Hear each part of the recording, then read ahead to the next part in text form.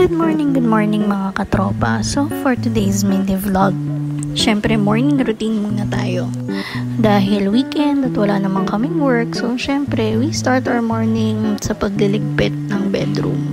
Dahil alam niyo naman pag may mga kids, magulo talaga guys.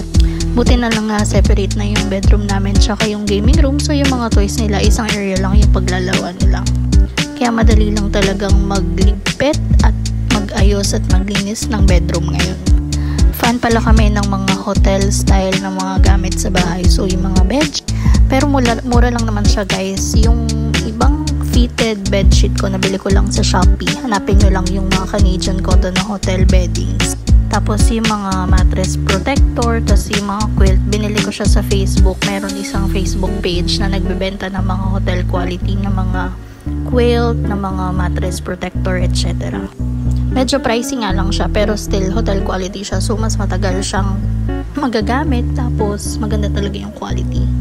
Share ko na lang sa comment section kung saang Facebook page ko siya nabili. Tapos itong quilt namin actually sa Malaysia, IKEA pa namin nabili to.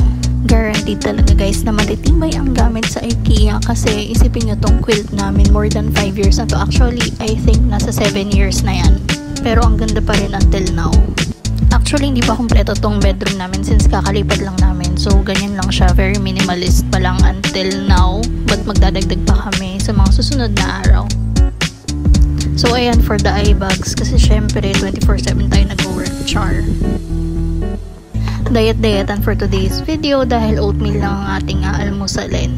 Syempre, di mawawala ang kape guys. Mamamatay ako pag walang kape. Charing.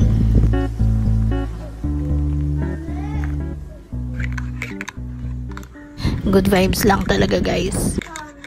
Ayun, thank you for watching. For more videos like this, don't forget to follow me.